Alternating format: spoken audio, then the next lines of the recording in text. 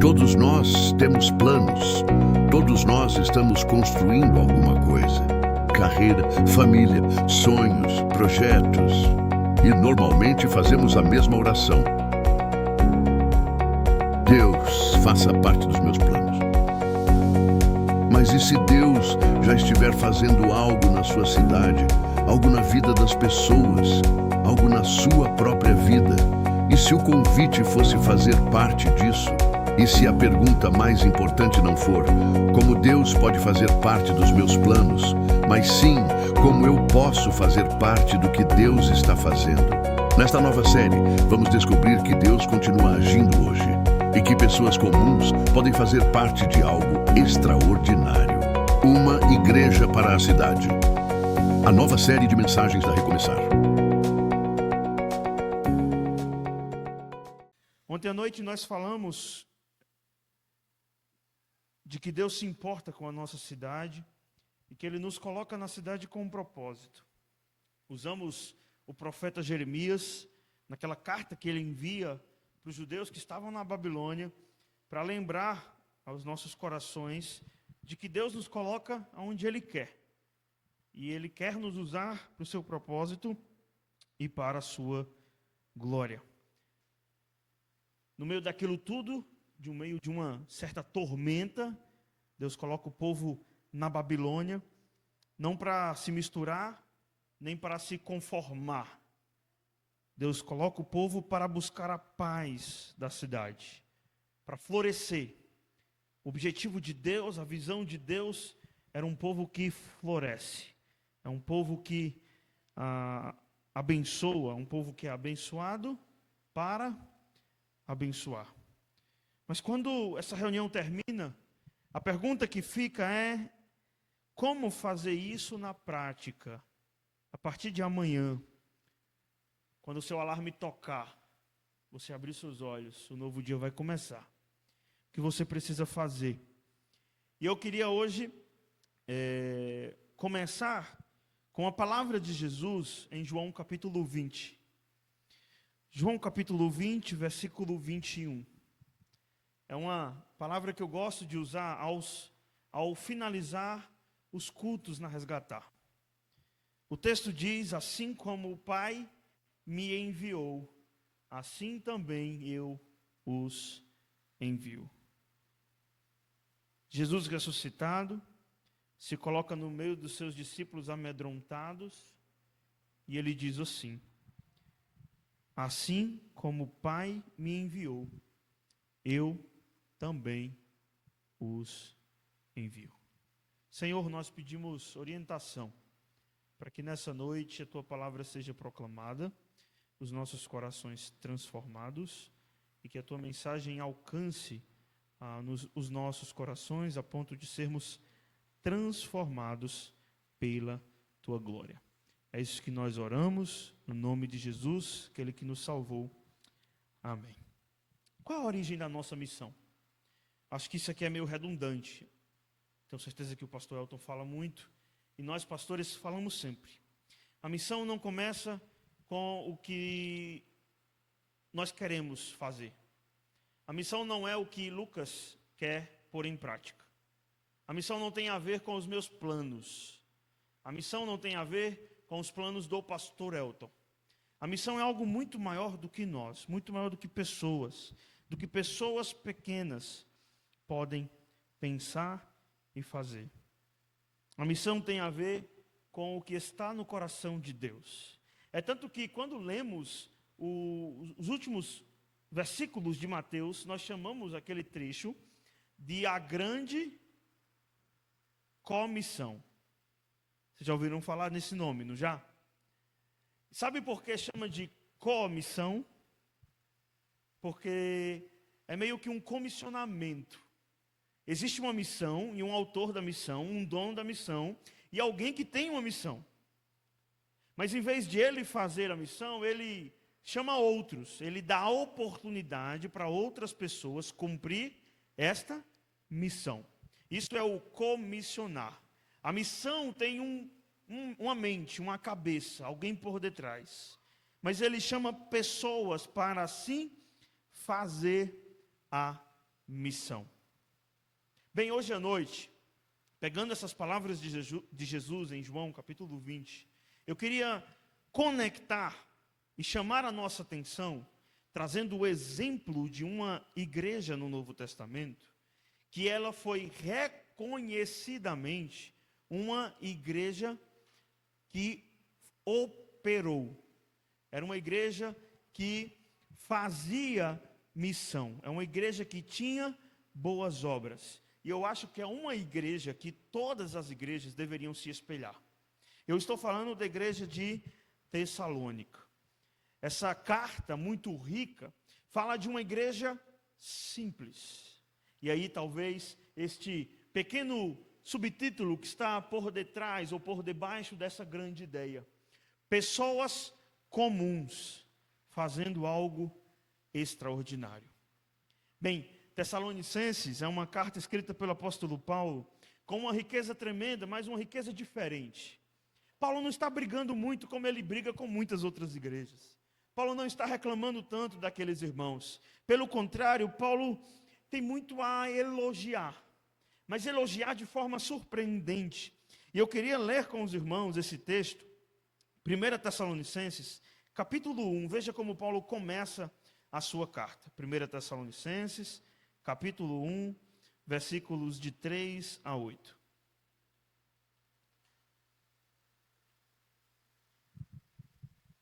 Diz assim, versículo 2: Sempre damos graças a Deus por todos vocês e os mencionamos constantemente em nossas orações.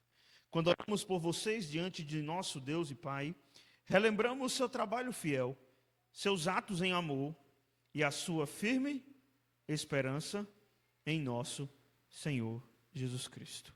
Sabemos, irmãos, que Deus os ama e os escolheu. Pois quando lhes apresentamos as boas novas, não o fizemos apenas com palavras, mas também com poder, visto que o Espírito Santo lhes deu plena certeza de que era a verdade o que lhe dizíamos. E vocês sabem que nos comportamos entre vocês em seu favor. Assim, apesar do sofrimento que isso lhes trouxe, vocês receberam a mensagem com alegria que vem do Espírito Santo e se tornaram imitadores nossos e do Senhor. Com isso, tornaram-se exemplo para todos os irmãos da Grécia, tanto na Macedônia como na Acácia. Agora, partindo de vocês, a palavra do Senhor tem se espalhado por toda parte, até mesmo além da Macedônia e da Acaia, pois sua fé em Deus se tornou conhecida em todo lugar. Já pensou, hein? Sério, quando eu leio esse trecho, eu tenho um negócio aqui, um arrepiamento. Eu passo por uma sensação diferente. Eu fico dizendo assim, eu olho para Deus dizendo o seguinte: eu queria receber uma carta dessa de Deus. Bem, o destaque todo tem a ver com como nós vivemos a nossa vida amanhã. Como nós vivemos a nossa vida a partir de agora. Sabe, a origem na nossa missão. E precisamos tomar como exemplo essa igreja. Veja, Tessalônica não era uma vilazinha calma. Era uma metrópole portuária, pulsante, uma capital na província da Macedônia. Cortada por uma estrada extremamente importante. A principal rodovia comercial do Império Romano passava no meio de Tessalônica.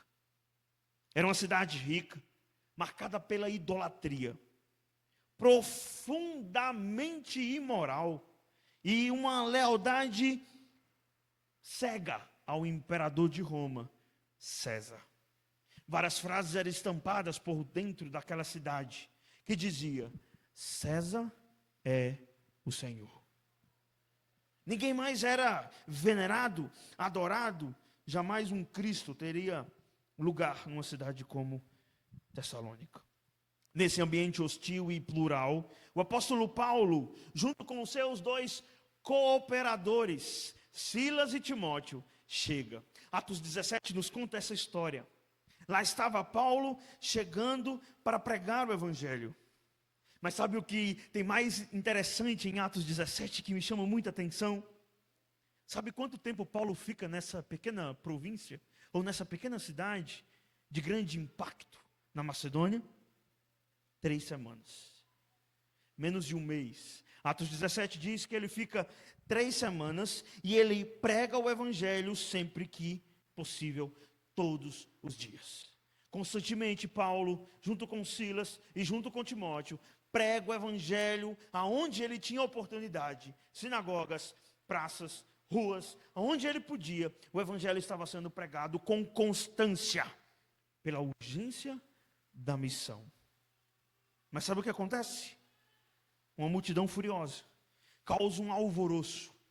Esses que estão chamados cristãos e estão causando perturbação em nossa cidade precisam ser expulsos.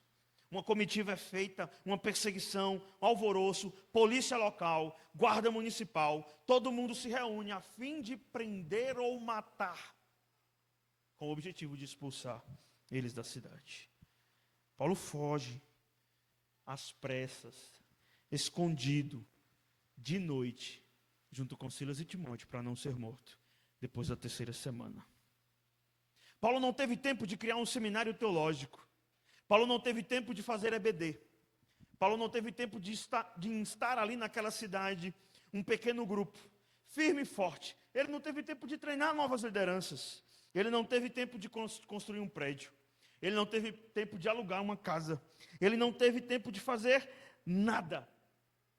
Uma liderança precisa de décadas de maturidade para ser formada. Paulo não teve nenhum tempo.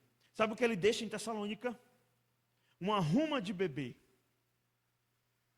na fé, novos convertidos, pessoas que estavam dispostas a abandonar os ídolos, pessoas que estavam dispostas a dizer: César não é o meu Senhor, pessoas que estavam dispostas a romper com a cultura. Quem ficou ali para cuidar daquela pequena igreja que estava nascendo? Quem foi que ficou ali para dar início a esse movimento de pessoas diferentes naquela igreja chamada Igreja de Tessalônica? Novos convertidos, recém-batizados, pessoas não tão relevantes, talvez com pouquíssimos estudos. Nenhum mestre da lei, nenhum escriba convertido, nenhum super sacerdote, nenhum apóstolo, nenhum grande pastor, nenhum nome gigante da história. Não, pessoas comuns, decidindo fazer parte de algo extraordinário. Comece antes da feira. Pescadores do porto, donas de casa, mães, escravos, artesãos da Vila Ignácia. Eles não tinham grandes estruturas, mas eles tinham o poder, o Espírito Santo de Deus. Uma igreja forte, que impacta, nasce do Espírito Santo de Deus. Isso acontece quando pessoas simples decidem fazer algo extraordinário. A origem da missão tem a ver com isso. Tem a ver com perceber o sopro de Deus, o sopro do Espírito. A missão é dele, é ele que vem até nós, é ele que nos inspira, é ele que nos capacita, é ele que nos causa o movimento que vem, o movimento que acontece no nosso coração não tem a ver com a nossa capacidade, tem a ver com um mover superior, algo que não podemos explicar. De pessoas às vezes que abdicam de tudo, como o pastor Elton. Se vocês conhecem o Elton, vocês certamente sabem que ele é um pouquinho perfeccionista. Ele é um cara que faz as coisas muito bem quando ele faz. Acho que se vocês conhecem o Elton, vocês sabem disso. Tem que ser bem, né? Agora para pensar comigo, se um cara desse começa a montar uma empresa, qual a capacidade dessa empresa dar errado? Tem tudo para dar certo. Tem tudo para ser um grande negócio. E se vocês conhecem ele muito bem, talvez vocês consigam imaginá-lo no mundo dos negócios ganhando muito dinheiro. Eles tinham tudo para... Cadê o Elete? A Eliette saiu, já ia dizer agora. Eliette ia viver nas Bahamas. Vida de princesa. Quem vê Eliette sabe essa correria, né? Para lá, para cá, para lá, para cá. Eliette, que dia é hoje? Não sei que dia é hoje. Daquele tamanho, né? Agitada de um lado para o outro. Já pensou? Tem gente que pensa às vezes que o pastor é um desocupado, que não dava nada na vida e de repente disse: eu vou aceitar o chamado de Deus. Talvez alguns se comportem dessa forma. Mas talvez isso mostra como Deus movimenta os nossos corações, não através do que nós sonhamos, mas através do que Deus planeja para a gente. É um movimento dele, que nós entramos. O sopro vai acontecendo, é o Espírito Santo que vai movimentando a igreja. Mas ao mesmo tempo é Ele que vai pegando as peças e colocando nesse movimento. É Ele que vai fazendo isso acontecer. A missão tem uma origem, e essa origem é o próprio Deus. É por isso que Ele disse: começa aqui, vai para lá, depois para acolá, até chegar lá longe. Essa foi o jeito que Ele planejou. O povo começou aqui, lembra da missão? Atos 2? Desce o Espírito Santo, é o que movimenta a missão. É o que movimenta a igreja, é o que faz você ser igreja. Você só pode ser salvo se tiver esse sopro. É Ele que movimenta a igreja. Ele desce sobre nós, a gente precisa estudar mais sobre Ele. Ele é um movimento. O próprio Deus, a pessoa que nos impulsiona, é o Espírito. Aí Ele desce sobre a igreja tem aquele negócio, Jerusalém se explode. Que maravilha! Aí todo mundo está, é maravilha. O que? Sair daqui, que nada, maravilha. Aqui é bom, aqui tem ar-condicionado, aqui é confortável. Está confortável? Aí Ele vem de novo e se manifesta no meio deles. Só que não do jeito bom. Perseguição. Força. Agora é força abrupta. E eles começam a se espalhar. Crentes se espalhando por todos os lugares. Agora sim, Jerusalém, Judéia, Samaria, a igreja se espalha de uma forma poderosa. É tanto que quando Paulo vai falar para Roma, lá já tinha crente. De onde vinham esses crentes? Roma do outro lado. De onde vinham esses crentes? Gente que se converte. Em Atos 2. Se espalha. A igreja se espalha. Mas se espalha nesse movimento. Então, a pergunta é: como ser uma igreja com propósito na cidade? Eu quero ver 3 pilares a partir de Tessalônica. A partir dessa igreja. Paulo escreve de longe para aqueles novos convertidos e diz: lembramos a operosidade da vossa fé, o trabalho do vosso amor e a firmeza da vossa esperança. A partir desse texto, nós aprendemos 3 atitudes práticas para aplicar na nossa cidade, nesta igreja, a igreja recomeçar. Primeiro, é preciso uma presença fiel. A operosidade da fé. Estar presente. A fé dos Tessalonicenses não era uma teoria abstrata, guardada entre 4 paredes. Não. Era uma fé operosa. Era uma fé que trabalhava. Deus está chamando você para ter uma presença fiel. Aonde você exerce sua profissão, nos seus estudos, na sua rotina, faça com propósito. A cidade precisa ver cristãos, que são os melhores funcionários, os comerciantes mais honestos, os vizinhos mais prestativos.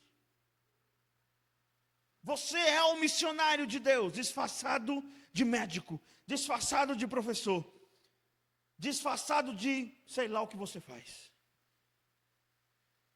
Independente do que você faça, o que você é? Missionário de Deus. Aonde você está? Você está para ser operoso. É uma operosidade necessária. A presença marcante de uma igreja. Aonde você vai? E esse era o destaque daquela igreja.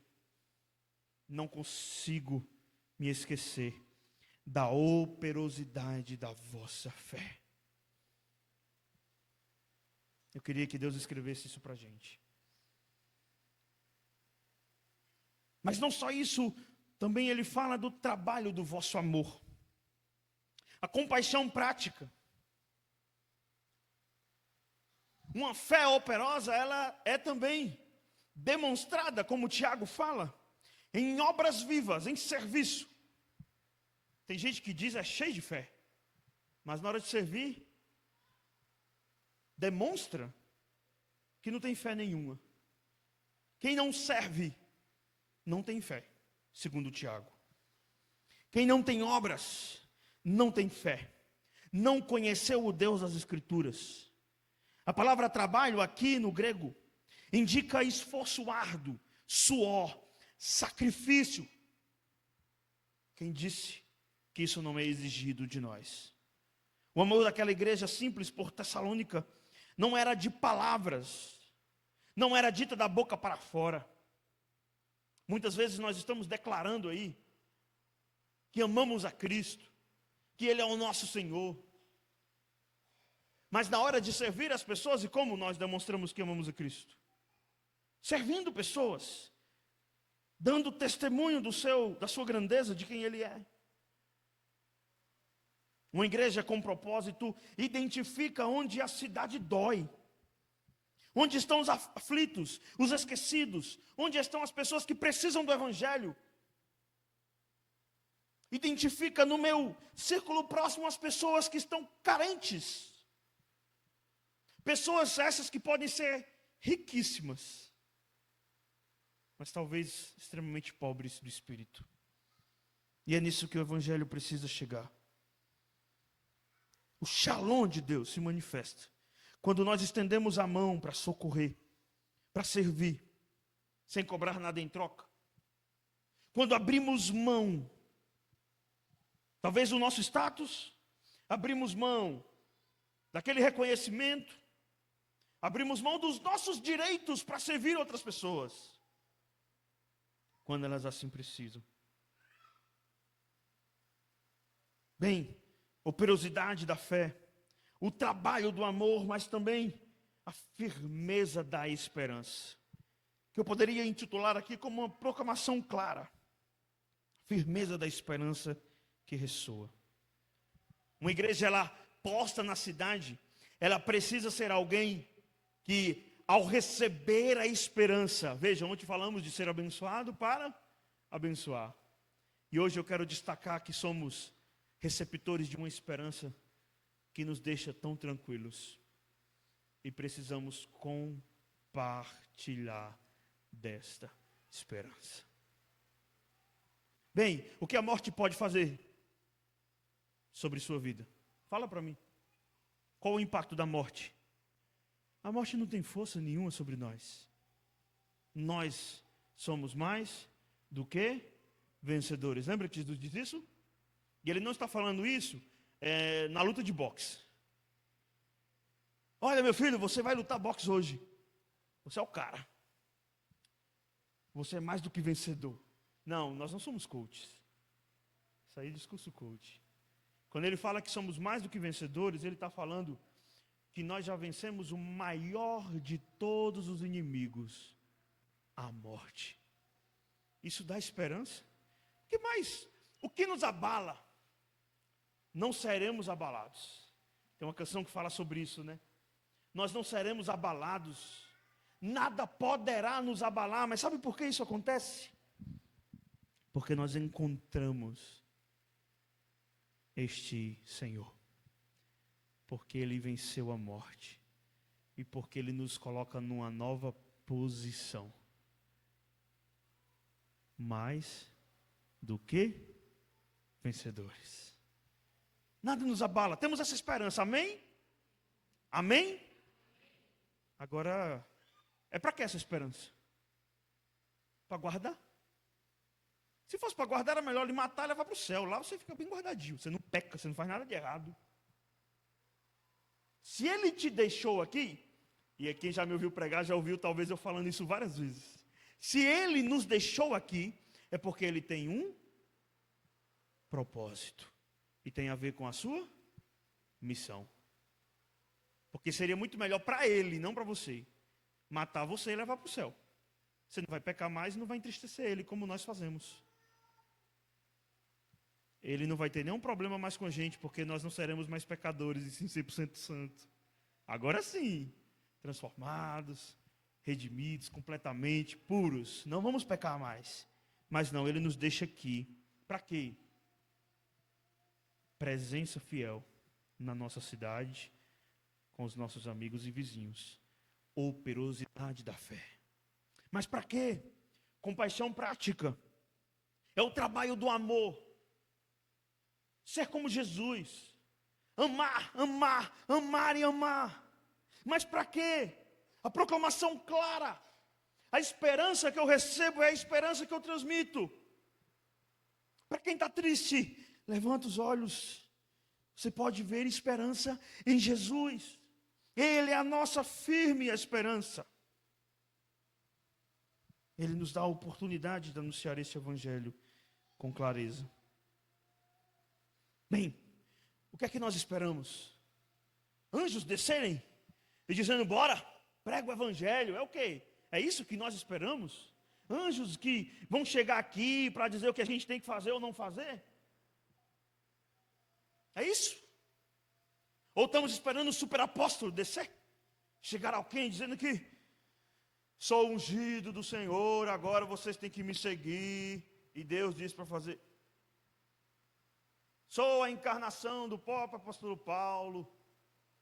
Eu subi ao quarto céu. Ele foi ao terceiro, eu fui ao quarto. Não. Os irmãos de Tessalônica eram irmãos simples. Eles estão em vários textos na Escritura.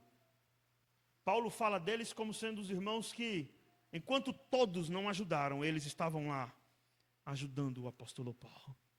São os irmãos da Macedônia. Eram os irmãos de Tessalônica. Que irmãos eram esses? Que irmãos eram esses? Sério? Eram irmãos simples. Nenhum super apóstolo. Nenhum super pastor. Timóteo não foi para lá. Silas não ficou lá. Os cooperadores de Paulo continuaram andando.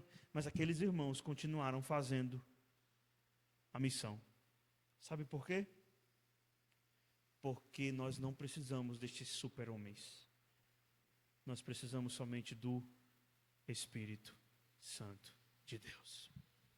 É o movimento, é Ele, irmãos. Bem, o domingo vai acabando, mas e amanhã? É ok, veio aqui para ouvir isso e pronto. É sério, às vezes eu fico pensando, quando eu termino o culto da minha igreja, será que eu tenho falado tanto, às vezes eu fico assim meio cansado de falar tanto. Para quê? Amanhã vai mudar alguma coisa? Vai ser tudo normal de novo? Cada um vai viver sua vida? Cada um volta para sua casa? Nós temos um lapso de memória muito forte. Parece que é da nossa geração. Já já a gente sai e ninguém ali fora vai conversar sobre a mensagem de Deus. Não é o nosso assunto pós-culto. A gente vai já já saber se o Flamengo ganhou para encostar no Palmeiras. E esse vai ser o assunto pós-culto. Será que o Flamengo ganhou? Estamos muito empolgados por isso. Eu acho que vai ganhar. E aí vai chegar no Palmeiras. E o assunto pós-culto vai nesse meio aí, não edificante. E olha que eu sou apaixonado por futebol. É não edificante. Vamos falar sobre muitas coisas. Sobre como fazer uma boa salada de fruta. Sobre como, sei lá, fazer o melhor cuscuz. Ou sobre as manicures, né, irmãos? Muitos casais conversaram ontem sobre os limites. Mas eu queria que você saísse daqui hoje não esquecendo de refletir sobre qual é a sua missão. Vocês são pessoas comuns, nós somos pessoas comuns. Não tem ninguém aqui extraordinário. Eu não sou extraordinário.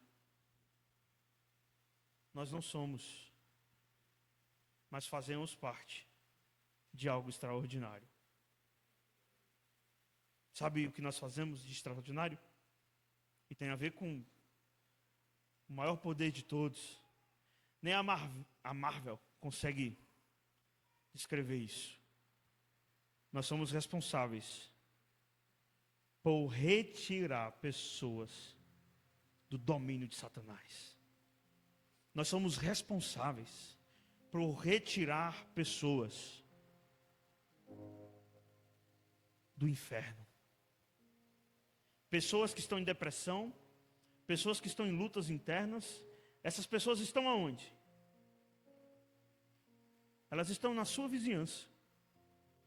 Elas estão às vezes na sua família. Problemas no casamento, com a vida entregue, pessoas que estão em sofrimento, pessoas que perderam alguém, pessoas assim estão em todos os lugares. Esse mundo jaz no maligno, esse mundo jaz em sofrimento, esse mundo jaz em dor. Mas quem não está no maligno está em Cristo. É uma luz operosa. Ele tem um poder de tirar essas pessoas desta escuridão. Nós temos este poder. É um poder que está nas nossas mãos. É um poder que está sob o nosso domínio. Em nome de Jesus. É o que nós devemos fazer. Essa é a nossa atuação neste mundo. Ser igreja não é performance, não é fazer um culto bonito, não é vir aqui, levantar as mãos, bater palma, como se isso movesse o coração de Deus. Eu digo direto lá para o meu povo: gente, até que a gente canta bonitinho, mas Deus não precisa de gente cantando bonitinho, sabia? Deus tem os melhores tenores, os melhores contraltos, os melhores sopranos, formados por anjos que Ele mesmo criou para isso fazer. E esses anjos adoram Ele 24 horas. Então ser crente não é ser cantor, tocador, ministros. Também não é ser pessoas que vêm para um prédio. Ser cristão são pessoas que foram impactadas por esta mensagem, que receberam esta fé, que receberam este amor, que receberam esta esperança para compartilhar para outras pessoas. Devemos jogar na cidade que nós estamos, a nossa fé, o nosso amor, esta esperança que nós temos. Faça que isso transborde do seu coração. Faça que isso transborde de você. Que chegue a outras pessoas isso. Que esse movimento seja natural.